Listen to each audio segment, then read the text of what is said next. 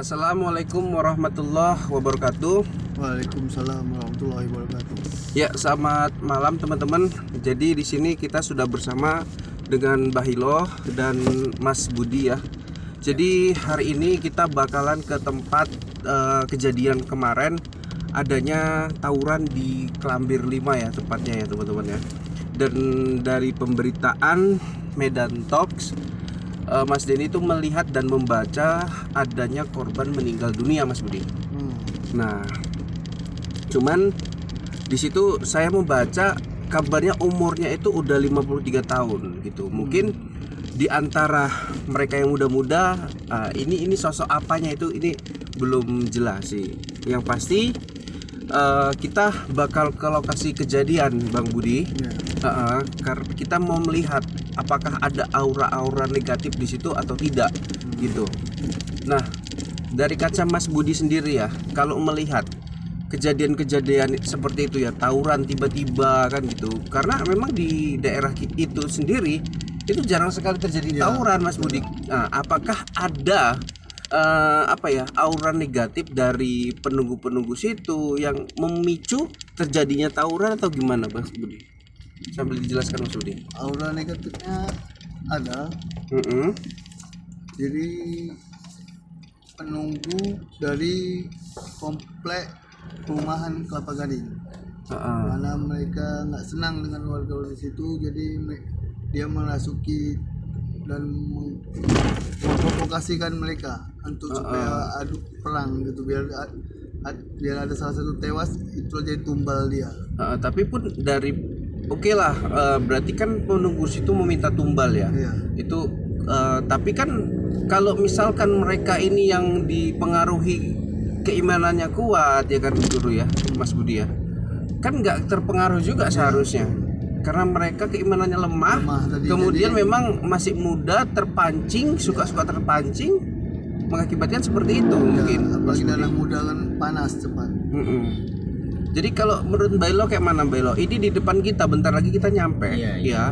Ini terjadi tawuran tanggal 26 bulan 12 malam di dua tempat di kecamatan di Kabupaten Deli Serdang juga, di tempat yang berbeda. Cuma sama-sama Bailo dan sama-sama Mas Budi satu tewas.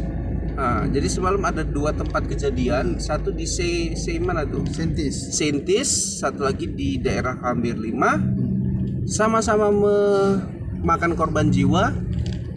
Yang di Sentis kalau nggak salah 19 tahun, kalau yang di Klambir 5 53 tahun. Nah, menurut Bailo gimana Bailo? Dari segi spiritual Bailo? Mereka ini tidak memiliki kesabaran. Hanya emosi belaka yang dipicunya. Sehingga terjadi seperti ini. Kesabaran itu tidak ditanam kepada dirinya. Jadi kalau dari Mbah Hilo dari segi spiritual itu enggak ngarah situ. Lebih kepada mereka ini enggak dilatih kesabarannya gitu. Mereka ini sudah seperti namanya kita sudah tidak memiliki kesabaran, itu setan dekat sama kita. Sehingga kita mudah dipengaruhi kepada setan tersebut. Nah, sehingga kita bisa terjerumus. Ya, terjadilah seperti ini. Jadi kalau menurut Mbah Hilo itu dari diri ya Kak Belo ya, dari diri mereka masing-masing ya Belo ya. Lagian pun mereka kan memang lingkungannya Belo seperti itu Belo. Pantang ada dipicu sedikit ya bisa. Itulah namanya dia ini tidak punya kesabaran, sehingga dia mudah dirasuki oleh setan. Jadi apa yang dibisikkan setan? Setan ini sifatnya menjerumuskan manusia. Jadi kita tidak memiliki keimanan ataupun kesabaran, ya sudah kita sehingga terpengaruh oleh bisikan-bisikan tersebut. Kembali ke Mas Budi. Mas Budi, kalau dilihat Mas Budi, kejadian seperti ini kan kalau untuk di wilayah ini Mas Budi nggak sering, bahkan nggak pernah lah, jarang-jarang gitu ya. Iya kan gitu. Ini tiba sekali terjadi, api di mana-mana, kemudian baik muda-mudi ya, orang tua juga ikut serta dalam tawuran seperti itu gitu kan. apa sih yang harus dilakukan oleh pemuka agama yang ada di sekitar itu kalau menurut Mas Budi, atau masyarakat lah pada umumnya, untuk menghindari lah adanya korban jiwa kan gitu Mas Budi, kira-kira apa? Cara untuk mengatasinya, pemuka agama dan tokoh-tokoh masyarakat mengundang dari kepala-kepala geng ini untuk dikumpulkan dan diberi arahan supaya jangan ada kejadian tawuran seperti ini lagi. Oke ya. Jadi mengundang, kemudian menasehatin, ya, memberi arahan yang baik. Memberi arahan yang baik ya. Ada terulang lagi. Samping itu juga mungkin orang tua yang ada di rumah selalu memantau ya Mas Budi. Ya, selalu dipantau terus anaknya. Kemana mau keluar. Jadi memang gini Mas Budi, ini kan terkait dengan abang kita ya, yang sangat terkenal di hal tawuran itu ya Mas Budi, yaitu Kata Bijer ya, dan lain-lainnya. Itu memiliki kemampuan Mas Budi, kemampuan dalam dirinya seperti kodam, kemudian saat tawuran itu nggak kenapa-napa. Ini kan tidak dimiliki semua orang, iya kan Mas Budi ya? Tidak dimiliki semua orang, hanya orang tertentu. Dan pembuktiannya juga kita tidak bisa lihat secara langsung. Kalau misalnya Mas Kata Bijer itu bilang, aku melawan mereka sendiri, mereka kalah gitu. Nah, itu kan di ucapannya Mas Kata Bijer. Bisa dipercaya, bisa tidak. Tapi kejadian ya siapa yang tahu, karena kita nggak di sana. Nah, apakah dasar daripada Mas Kata Bijer tadi membuat mereka ini Mas Budi? Kita matikan ya, karena kita udah mau sampai tempatnya nih. Membuat mereka ini, jadi ini ada tekap ya, kayak ada polisi yang mewawancarai warga ya teman-teman. Yang membuat mereka ini seperti kuat Mas Budi. Itulah yang mendasar mereka tuh, aku nggak akan mati, aku kuat, aku punya kemampuan gitu loh Mas Budi. Artinya apakah setiap orang yang memiliki kodam itu bisa menggunakannya sesuka hati untuk melakukan tawuran atau gimana Mas Budi kira-kira? Betul, sebenarnya kalau orang yang memiliki kodam tuh itu ada janjinya, sumpah sebelum dia mendapat itu. Tidak boleh digunakan sembarangan atau dibuat jadi kejahatan. Jadi Kata Bijer ini sudah melanggar peraturan dari kodam itu tadi. Sebetulnya kodam itu baik atau jahat sih, Guru? Sebenarnya itu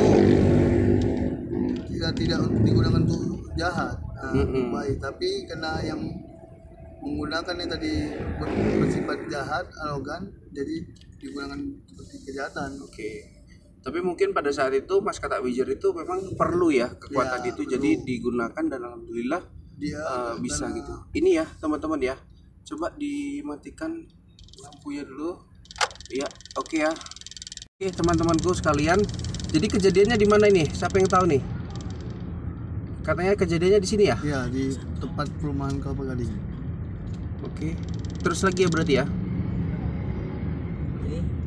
Bukan di sini ya? Kejadiannya ini di sini, tepatnya sini. Di sini ya, di daerah sini ya teman-teman ya. Pokoknya di depan sinilah teman-teman. Dan itu kabarnya ada korban jiwa dan meninggal dunia ya. Tadi satu orang berusia 53 tahun.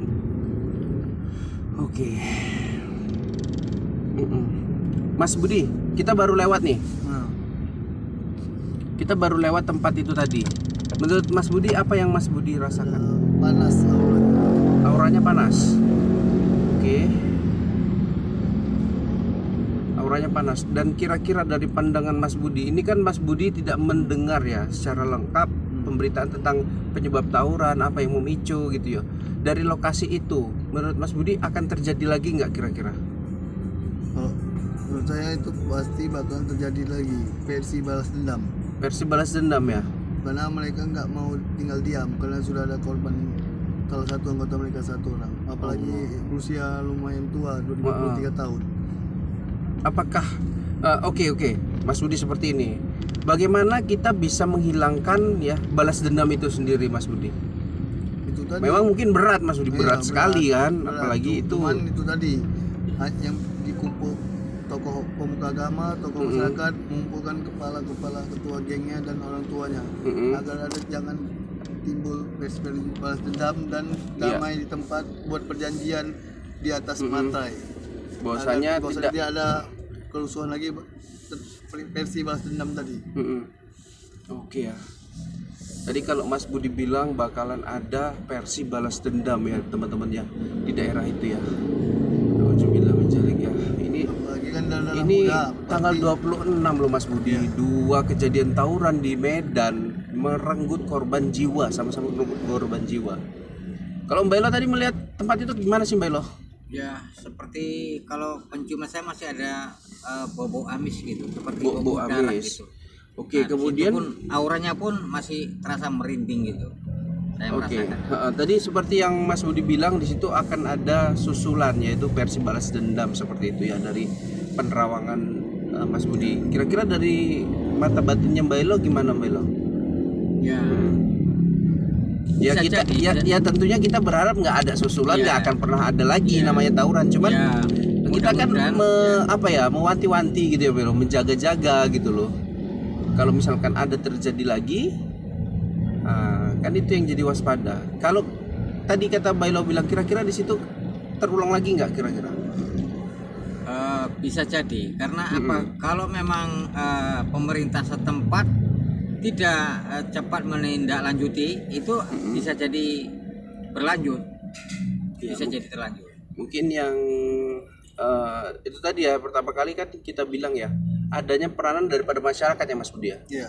Kemudian ada pemuka agama juga yang yang tentunya ikut serta dalam orang tuanya juga gitu loh. Yang pastinya lebih bertanggung jawab kalau ada seperti itu pasti pihak berwajib lah ya. Kepolisian setempat. Pihak berwajib. Memang beberapa hari semalam ya, itu memang saya perhatikan ya Mas Budi, ada memang kegiatan keamanan sih di daerah tersebut Mas Budi. Jadi kita bantu doa lah Mas Budi buat buat masyarakat di situ supaya nggak jadi korban gitu dari apa yang anak-anak ini lakukan. Mungkin mereka hanya terpacu Mas Budi. Mungkin terpancing aja. Mungkin setan dalam hatinya itu. Satu yang tidak bisa dihilangkan tadi, gengsi, harga diri. Harga diri ya, benar. Harga diri, harga mati ya. Tapi merugikan orang lain juga Mas Budi, merugikan masyarakat sekitar yang sedang berdagang. Oke ya, mungkin teman-teman ya, sampai sini dulu ya kita perjumpaan kita, saya dan Mas Budi serta Mbah Hilo mohon izin pamit. Semoga nggak ada lagi lah tawuran ya, nggak ada lagi tawuran susulan lah. Kita bantu doa kok dari sini. Ada kata-kata terakhir Mbak Elo ataupun Mas Budi? Kita doakan aja lah, sudah. Kita doakan semoga kejadian ini cukup terakhir, pertama dan terakhir. Jangan ada kejadian lagi. Kita doakan aja negara ini aman. Yuk mari kita doakan bersama. Alhamdulillah. Tidak terjadi tawuran lagi yang di daerah Kelambir 5 ini, dan mudah-mudahan tidak ada berkelanjutan sehingga aman kampung warga Kelambir ini dan tidak dipengaruhi dengan mereka itu